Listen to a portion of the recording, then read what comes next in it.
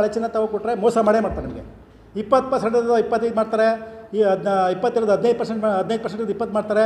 ಈ ಥರ ಮೋಸ ಮಾಡ್ತಾರೆ ಯಾವುದೇ ಅಂಗಡಿ ಕೊಟ್ಟರು ಕೂಡ. ಬ್ಯಾಂಕ್ನವರು ತಗೊಂಡಾಗ ನಮ್ಗೆ ಮೋಸ ಆಗೋಲ್ಲ.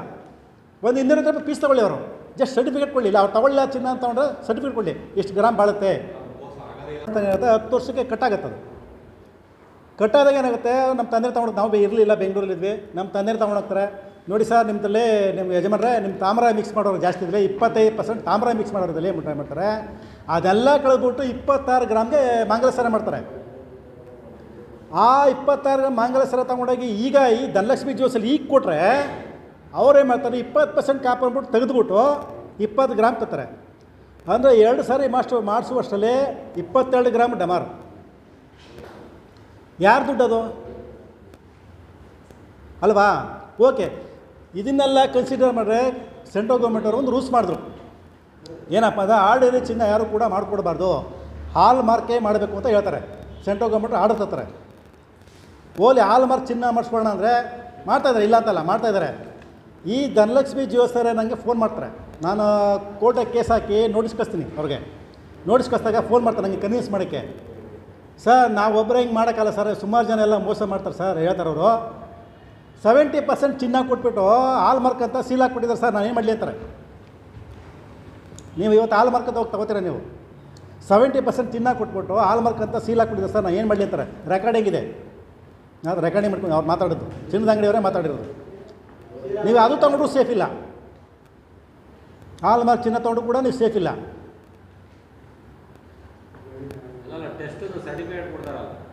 ಸರ್ ಸುಮ್ಮನೆ ಸರ್ ಸರ್ಟಿಫಿಕೇಟ್ ಕೊಡ್ತಾರೆ. ಯಾವಾಗ ಆಗ್ತೀರಾ ನೀವು ಸರ್? ಒಂದು ಬಿಲ್ ತಗೋತೀರಿ ನೀವು, ಬಿಲ್ ತಗೊಂಡು ಎಷ್ಟು ವರ್ಷ ಇಟ್ಕೋತೀರಾ ನೀವು? ಚಿನ್ನ ತಗೋತೀರಾ ಅಂಗಡಿ ಹೆಚ್ಚಿ ಬಿಲ್ ತಗೊಂಡು ಎಷ್ಟು ವರ್ಷ ಇಟ್ಕೋತೀರಾ? 10 ವರ್ಷ ಇಟ್ಕೋತೀರಾ, 20 ವರ್ಷ ಇಟ್ಕೋತೀರಾ? ಅವೆಲ್ಲ ಮಾಡ್ತಾರೆ, ಎಲ್ಲ ಒಂದು ಮಿಸ್ಪ್ಲೇಸ್ ಆಗುತ್ತೆ, ಬಿಸಾಕ್ತೀರಾ. ಆ ಚಿನ್ನದ ಅಂಗಡಿ ಏನು ಮಾಡ್ತಾರೆ, ನಾನು 20 ವರ್ಷ ಇಟ್ಕೊಂಡು ಹೋದ್ರೆ ನೀವು ಅವ್ರ ಚಿನ್ನದ ಅಂಗಡಿ ಇರುತ್ತೋ ಇಲ್ವೋ ಗೊತ್ತಿಲ್ಲ, ಬೇರೆ ಚಿನ್ನದ ಅಂಗಡಿ ಆಗಿರ್ಬೋದು, ಹೇಳೋಕ್ಕಾಗಲ್ಲ, ಚೇಂಜಸ್ ಆಗಿರ್ತದೆ. ಆವಾಗ ಏನು ಮಾಡ್ತಾರೆ ಸರ್, ನಿಮಗೆ ಮೋಸ ಮಾಡಿದೆ ಸರ್ ನಿಮಗೆ. ಆವಾಗ 20 ಹಾಂ ಈಗ ಕೊಟ್ಟಿದ್ದಾರೆ, ಎಲ್ಲ ಇರ್ತದೆ, ಡೀಟೇಲ್ಸ್ ಎಲ್ಲ ಇರ್ತದೆ. ಹೊಸ ಚಿನ್ನಗೆ ನಮಗೆ ಬಿಲ್ ಇಲ್ಲ, ಕಾಪರ್ ಗೀಪರ್ ಎಲ್ಲ ಇರಲ್ಲ. ಅದು 22 ಕ್ಯಾರೆಟು ಹಾಲ್ ಮಾರ್ಕ್ ಗೋಲ್ಡ್ ಅಂತ ಕೊಟ್ಟಿರ್ತಾರೆ. 22 ಕ್ಯಾರೆಟ್ ಅಂದರೆ ಅದಕ್ಕೆ 8.4% ತಾಮ್ರ ಮಿಕ್ಸ್ ಮಾಡಿರ್ತಾರೆ. 100% ಚಿನ್ನಕ್ಕೆ 8.4% ತಾಮ್ರ ಮಿಕ್ಸ್ ಮಾಡ್ತಾರೆ. 916 ಅಂದರೆ ಅದು ಶುದ್ಧ ಚಿನ್ನ ಇರ್ತದೆ, ಅದು ಹಾಲ್ ಮಾರ್ಕ್. ಅದು ಅಷ್ಟೇ ಮಿಕ್ಸ್ ಮಾಡ್ಬೇಕು ಅವ್ರು. 100%ಗೆ 8.4% ಮಿಕ್ಸ್ ಮಾಡ್ಬೇಕು ತಾಮ್ರ, ಅದಕ್ಕಿಂತ ಜಾಸ್ತಿ ಮಿಕ್ಸ್ ಮಾಡ್ಬೋದು, ಅದು ಹಾಲ್ ಮಾರ್ಕ್. ಅದು ಬಟ್ ಅವರು ಆ ಥರ ಯಾರು ಚಿನ್ನಗಳು ಮಾಡ್ತಲ್ಲ, ಎಲ್ಲ ಹೆಂಗೆ ಬೇಕಾದ್ರೆ ಎರಬೇರಿ ಮಿಕ್ಸ್ ಮಾಡ್ಕೊಂಡು ಮಾಡ್ತಾರೆ, ಗ್ರಾಹಕರಿಗೆ ಮೋಸ ಮಾಡ್ತಾರೆ. ನಿಮ್ಗೆ ಇನ್ನೊಂದು ಕೊಡ್ತೀನಿ, ನಿಮಗೆ ಹೇಳ್ತೀನಿ. ನಮ್ಮ ಸಂಬಂಧಿಕರೇ ಏನು ಮಾಡವ್ರೆ, ಕನಕಪುರದಲ್ಲಿ ಒಂದು ಅಂಗಡಿನ ಹೋಗಿ ಚಿನ್ನ ಮಾಡಿಸ್ಬಿಟ್ಟಿದ್ದಾರೆ ಮಾಂಗಲ್ಯ ನೋಡಿ. ಅವ್ರು ಬಿಲ್ ಕೊಡಿದ್ರೆ ಇಷ್ಟೇ.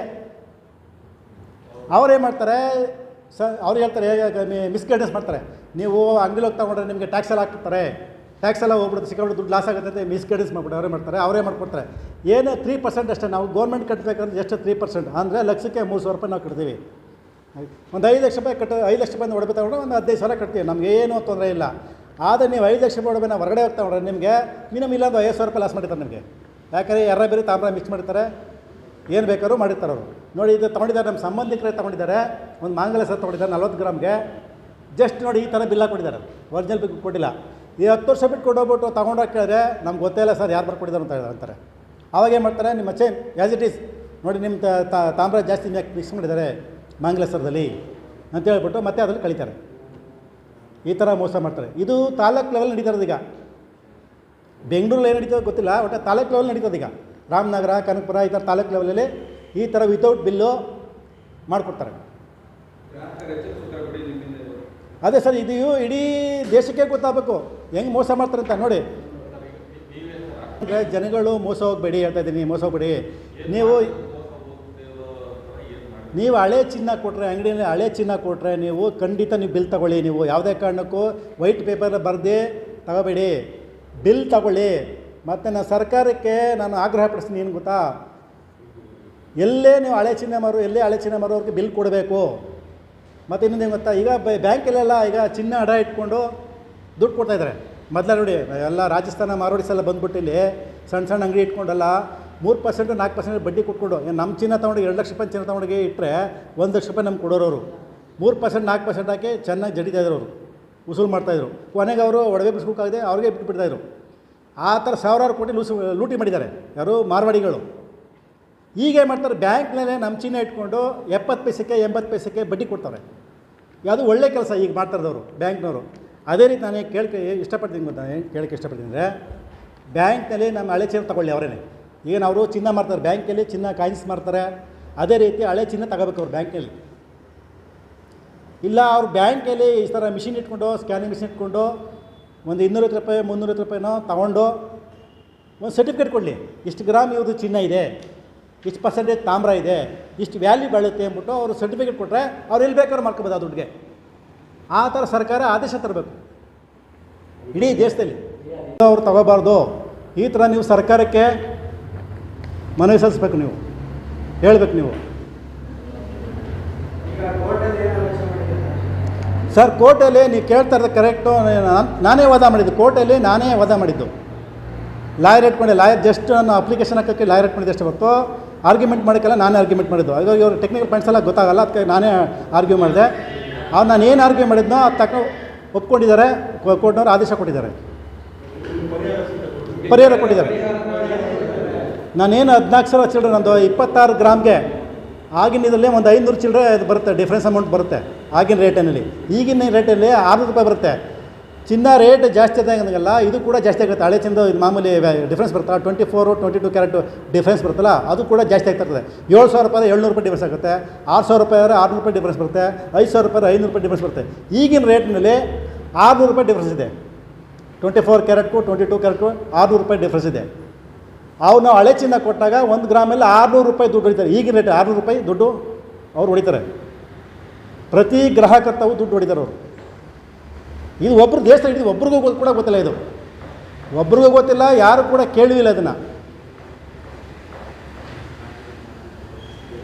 ಈಗ ಅವರೇ ಸರ್, ನೀವು ಟಿ ವಿಲೆಲ್ಲ ನೋಡಿರ್ಬೋದು, ನೀವು ಹಳೆ ಚಿನ್ನವನ್ನು ನಿಮ್ಮ ಹತ್ರ ಕೊಂಡ್ಕೊಂಡು ಮಾರುಕಟ್ಟೆ ದರಗಿನ್ನ ಜಾಸ್ತಿ ಕೊಡ್ತೀವಿ ಅಂತ ಕೊಡ್ತಾರೆ. ಹಂಗೆ ಅದೇನಪ್ಪ ಅಂದರೆ ಇದೇ ಸ್ಕ್ಯಾಮು. ನಿಮಗೆ 100 ರೂಪಾಯಿ ಜಾಸ್ತಿ ಕೊಡ್ಬೋದು, ಹಳೆ ಚಿನ್ನ 100 ರೂಪಾಯಿ ಜಾಸ್ತಿ ಕೊಡ್ಬೋದು. ಬಟ್ ಅವ್ರು ಏನು ಮಾಡ್ತಾರೆ, ನಿಮ್ಮ ಪ್ಯೂರಿಟಿ ಚೆಕ್ ಮಾಡ್ತಾರಲ್ವಾ, ಅದರಲ್ಲಿ 15% 20% ಮಾಡ್ತಾರೆ. ಈಗ ನನಗೆ ನೋಡಿ, ನನಗೆ ಸುಮಾರು ಜನ ಹೇಳ್ತಾರೆ ನಿಮ್ಮದು 20% ಇರಲ್ಲ ಕಾಪರು, 15% ಇರುತ್ತೆ ಮ್ಯಾಕ್ಸಿಮಮ್ ಅಂತ ಹೇಳ್ತಾರೆ. 5% ಅಂದರೂ ಕೂಡ ನನಗೆ 2 ಗ್ರಾಮ್ ಲಾಸು. 2 ಗ್ರಾಮ್ಗೆ ಈಗಿನ ರೇಟಲ್ಲಿ 12,000 ರೂಪಾಯಿ ಲಾಸು.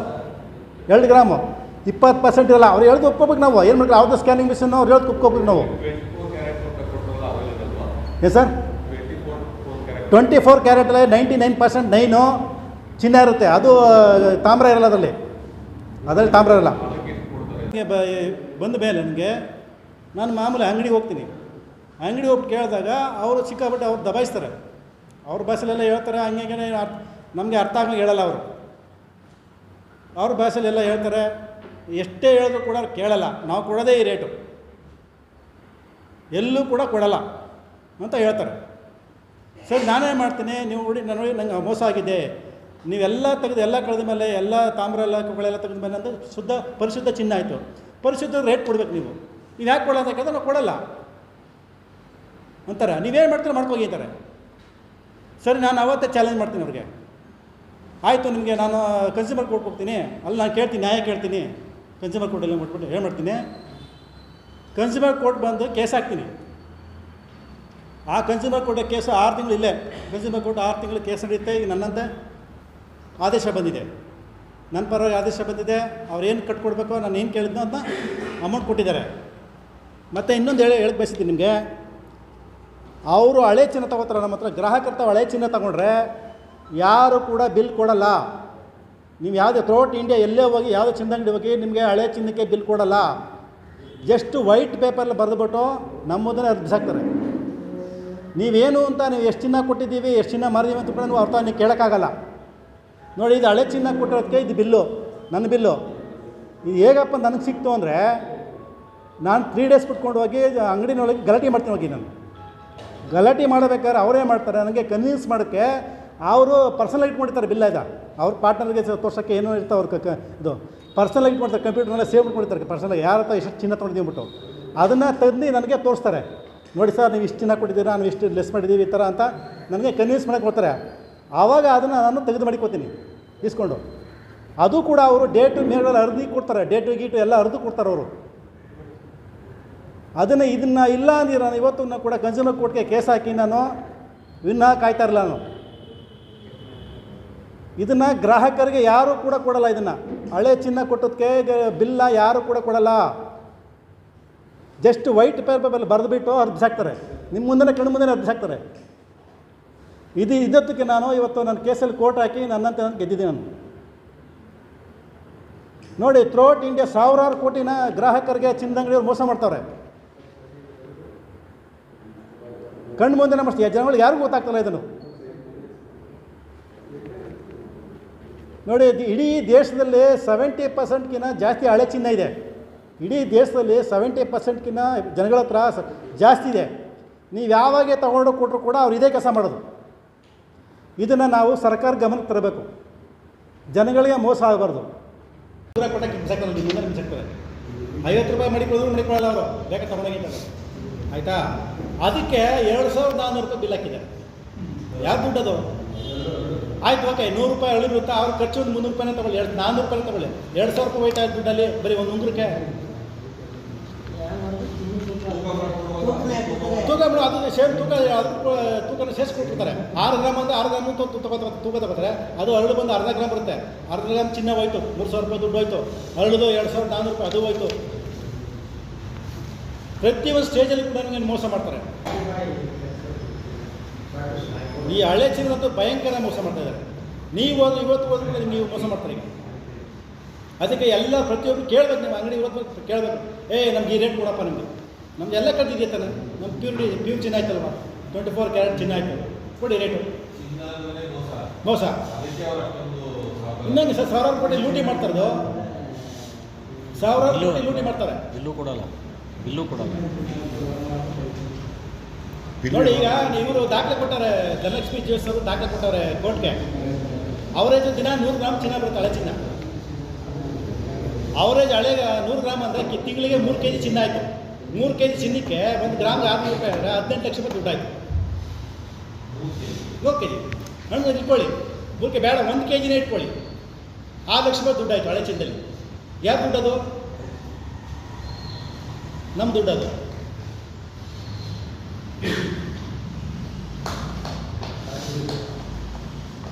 ಸೊ ಇದು